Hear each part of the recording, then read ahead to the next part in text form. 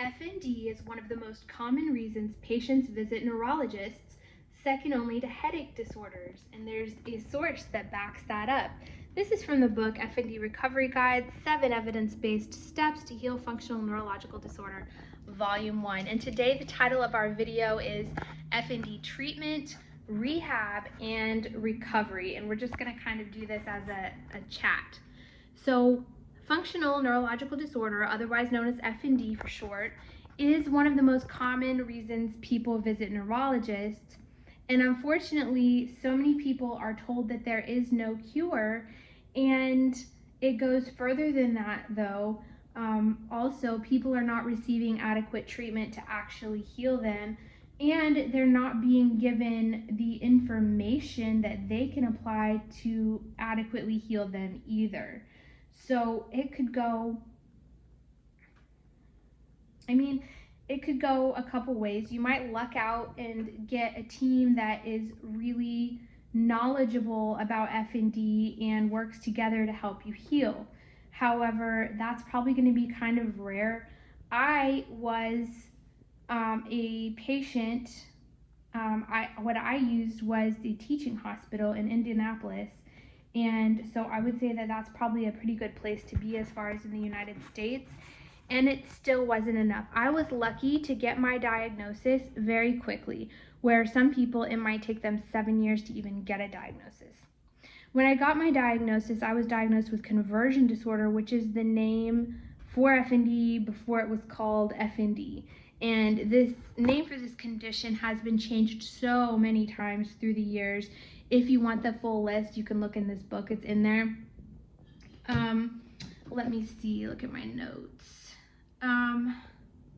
Okay, so once you get the diagnosis, then unfortunately, like I saw one mother post, or I assume it's a mother, could be a father, but I think it was a mother, their child couldn't walk. They saw a neurologist. The neurologist diagnosed them, but felt as if they were not qualified to treat them.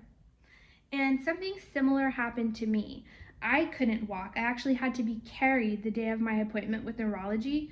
My husband carried me from the vehicle to a wheelchair, and then I was in the wheelchair and I was like trying to talk to the provider, and when he'd turn his back, my head would just drop, like my neck would give out just like a newborn. I was really struggling that day. And he diagnosed me with conversion disorder, and they actually sent me over to psychiatry. And that sounds weird, right? And it could sound offensive if you don't understand why. Psychiatry is the department that will manage medication that can mess with your mind. And they were going to be using, I ended up on medication that I had used in the past for depression. Don't ask me if it helped or not, but they also tried a couple other medications that did help. And so psychiatry was the place that would be handling the prescriptions. Also, psychiatry was going to manage the cognitive behavioral therapy that I ended up getting.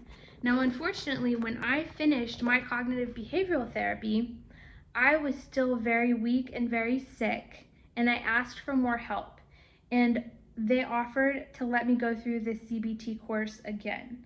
But I kind of gave up at that point because I already had learned the tool. I just didn't have a lot of energy to apply it on my own, and what good's it gonna do me to learn the same things that I already know? And I didn't have the energy to pursue a lot through the medical system at that point, so I just let the doctors keep on managing my medication, which was a help. That was a stopgap, and that was a big help. And now I had the tools for CBT. They also taught me progressive muscle relaxation. That's another technique. But other than the basics, I was kind of on my own. And so here's where I'm supposed to tell you my story, but it's too long to really fit in this video. So let me give you the short version. I got FND really, really bad right before I got married. And I got married late. I was 30 when I got married, and so I thought that we might want to start having kids. And so I was very reluctant to try the medication for FND. But Unfortunately, my situation was uniquely compounded because my husband has PTSD. He's a combat veteran, and I was too weak to care for him.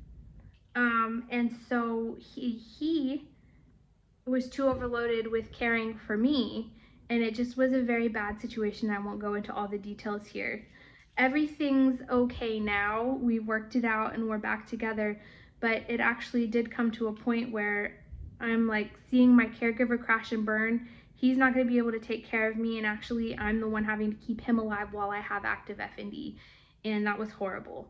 And so I realized that I was going to have to do whatever it took to get better. um, and so I agreed to start taking the medication. Um, and so I took that for, I don't know, I'm going to round to a couple years.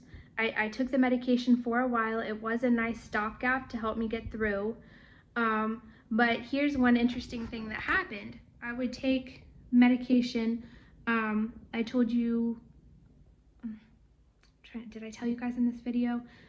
So two of the medicines that they tried were things that I had been on before for depression. So they were going to try it out, and what could it hurt? But I wasn't really depressed, so who knows if they really helped. But what did help was propanolol, and hydroxyzine. So we tried the propanolol, and that is something that I used when I would get an adrenaline dump, and my heart's like feeling like it's going crazy. And if you have FND, you might understand an adrenaline dump where it actually got to the place where I would scream at the top of my lungs to get some relief. Like, do some more research on that if you want to understand it more. So I would take the propanolol, and then I'd give it half hour to kick in, right? And I would sit down while I was giving the medication time to kick in. And what I learned later is that actually that break right there is enough without medication. I mean, when you're first in the thick of FND, you probably might want to consider having some medication on board that you can use as a help, okay? But eventually I got to the place where I was able to get off all of my medication, and now I just take vitamins and maybe supplements or whatever. I am doing the more natural path because I don't love medicine. I just use it if I need it, right?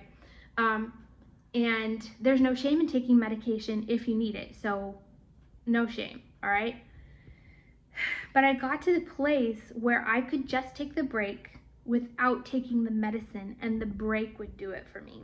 And I kind of put this together with we of course were in this horrible situation where my FND symptoms, such as screaming at the top of my lungs, might trigger my husband's PTSD symptoms, and give him like a flashback to battlefield, whatever, and then he might start yelling, which would then trigger my noise sensitivity. And it was just this horrible, it was like two bells being hung close together, and one of them rings the other one, and then that rings you back, and it was a mess. And so we got a little bit of marriage counseling or therapy, whatever you want to call it, through the VA, and our provider gave me this key insight, which is that it takes at least about 20 minutes for your nervous system to calm back down once it's in fight or flight. Now, putting that together with what I already know, I'm gonna have to set my phone down so I can give you guys this visual. Okay. All right. Think of this is your brain, right? This is the lizard part of your brain, like your instincts, the lower part of your brain. This right here, this is your prefrontal cortex, which is right behind your forehead, so right back here. This is responsible for basically your humanness, like rational thought and good decision making. Now, so this is your brain right here. You get triggered into fight or flight, fight, flight, fawn, freeze. That's the 4 F's of the human survival response. So your body feels unsafe and it's doing a danger response or a survival response, which thank God that we have survival responses. It's just that when you have FND, they can be just amped up so far, but that's a conversation for another day. This is your brain. you get triggered into survival mode. And this part of your brain goes whoop and basically stops working, and you stop getting access to that. Now you're functioning on instinct and habit. And it takes about 20 minutes for this part of your brain to, your body calms down, and this part of your brain is now accessible again. Now here's the thing, your FND symptoms, in my opinion, kind of become habit for your body. And so if your brain's like this, and you're not resting and you're continuing to try to push through, that means that's a recipe for your body to display those symptoms that you do not want. So what I learned, and you don't really have control because your body's functioning on that habit. So if it's a habit for your body to have these symptoms when it feels like this, then it's going to have those symptoms, right? But you're not really in control. You get back control when you are calm and you're no longer in survival mode. So the key here is when you start feeling that adrenaline dump, and it could be when you're first learning this, you don't know the feeling, so you just wait for the first symptom to show up. But hopefully you get used to how it feels right before you have symptoms, that fog feeling or that seizure, aura, whatever you want to call it. There is a definite feeling right before you start having symptoms. It's like when you're in that mode where you're more likely to have symptoms, and that mode is survival mode. So, pardon my husband meowing outside the door to the cat. I told him I was going to be filming, but just pardon whatever noises you hear. I'm going to continue this video to the end. So your brain is like this. You get triggered. It could be over something little and stupid, but your brain can't handle it right now, and it goes whoop, and you don't have access to this prefrontal cortex, and now your brain's functioning on habit. And right now, its habits are those horrible symptoms that you do not want. Here's the hack. This is the key, okay? This is the hack. You have to take a 20-minute break at least until your brain comes out of survival mode and you start to have access to that prefrontal cortex again. Now, a good way that you might be able to tell that your body has come out of survival mode and gone back into the other nervous system state of rest and digest is you might have an involuntary like a sigh. And that's sort of your clue, but at least wait 20 minutes. Now you have access to this part of your brain again, the rational thinking part of your brain.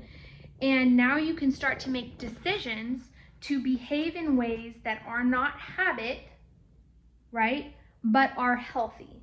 So remember, when you're in the thick of FND, maybe your habit is that you have a seizure and fall on the floor whenever you feel stressed out.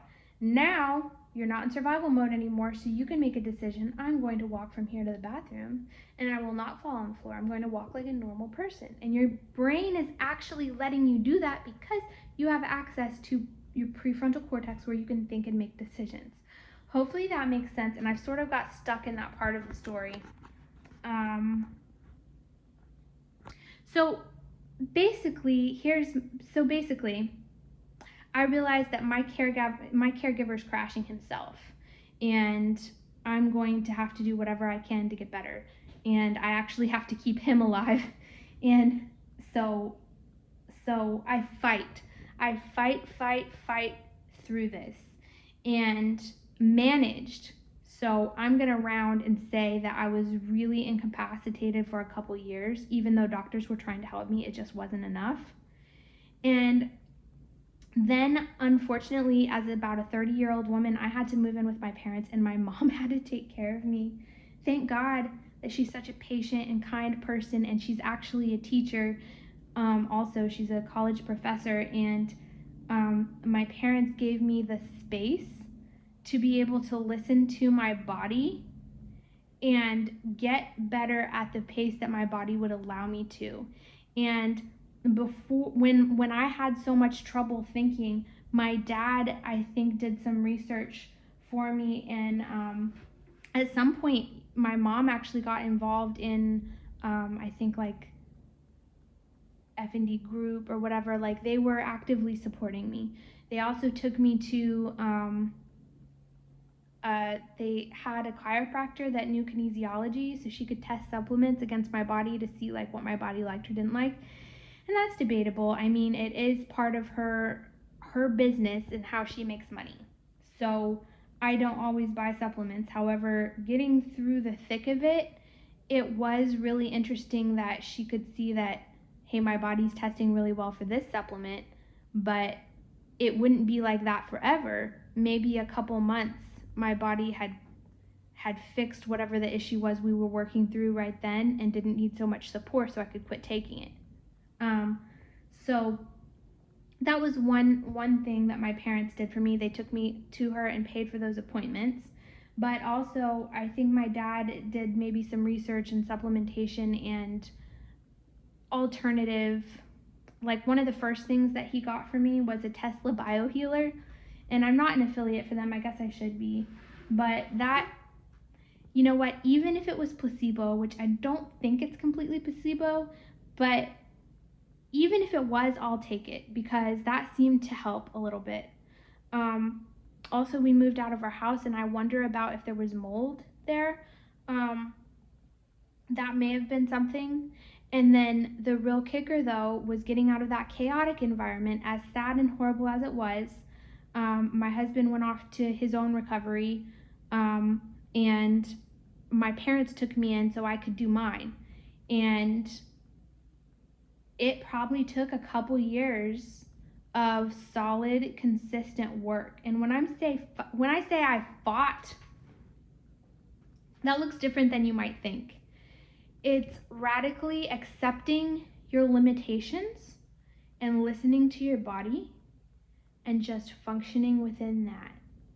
So some days it would be so frustrating because my body might make me take break after break after break to the point at which I knew I was just not going to be able to get much done that day and I might as well quit that day and I had to rest. And that's so against my nature because I'm type A, driven, want to get stuff done, want to be productive. But I would just have to accept that this is all I can do right now.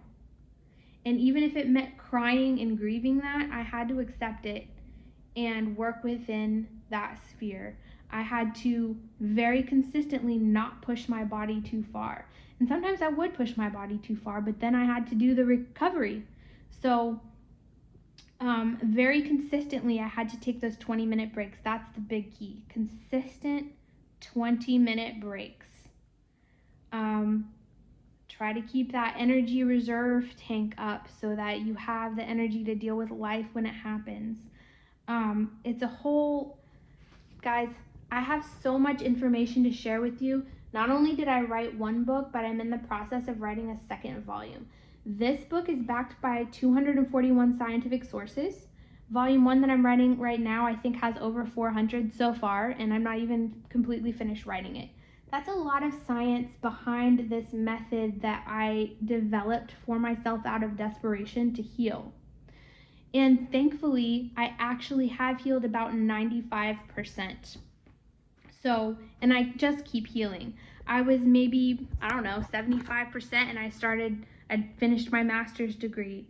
And along the way, I could kind of feel it in my brain. Either new connections are being made or the old ones are being dusted off. There was an actual feeling in my brain.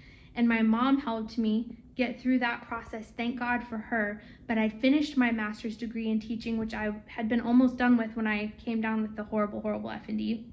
And then I made this post on Facebook, I think it was, basically like thanking, acknowledging my mom for the role she played and like how this master's degree meant more than it was supposed to because I finished what I started, like even after being so sick. And so the word was out that I had gotten so much better. And then people want to know like how I did it. I also had started a Facebook group. And so there were so many people searching for answers, and it turns out that I had answers. And at that point in time, I was still struggling maybe a little bit with speaking. Like I could speak, but when you're coming out of such a disorienting illness that ravages your mind, it can take a while to get back to your former self. So I would try to answer people, but I found that the messages that I was typing, number one, they'd get long, and then number two, there's the real problem of leaving stuff out. And maybe you're leaving out something valuable that this person could use in their recovery, but you're just not quite fitting it. And how do you say this whole message in this tiny little thing when I knew so much? And so I decided to write a book. Now, one book turned into two books because I had so much information. And when I wrote this book, I actually pulled the science. And it turns out that this method that I had made for myself is backed by a lot of science. So you can, if you want to read scientific research for yourself, go to something like Google Scholar and type in the keyword that you want to learn about, like functional neurological disorder, and start to read the research. Filter for like the last 5 years or whatever. Or if you want a faster way, you could just go ahead and start by reading what I've written. I have made my method into a 7-step method. That way it's organized.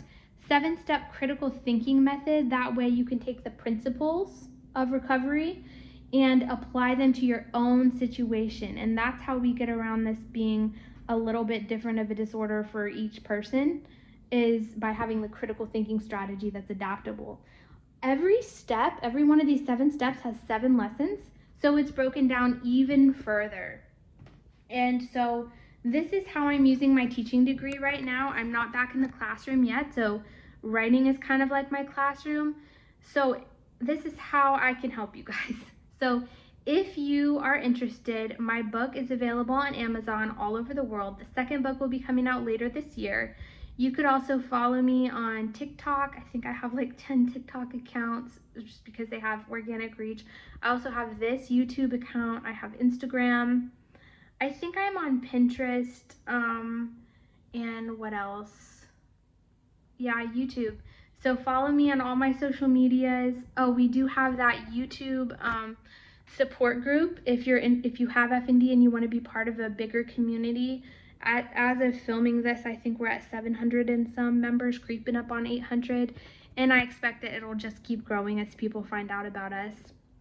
If you would like all these extra tips and the step-by-step guide to getting better from FND, otherwise known as conversion disorder, and a common symptom is non-epileptic seizures, go ahead and check us out on Amazon all over the world.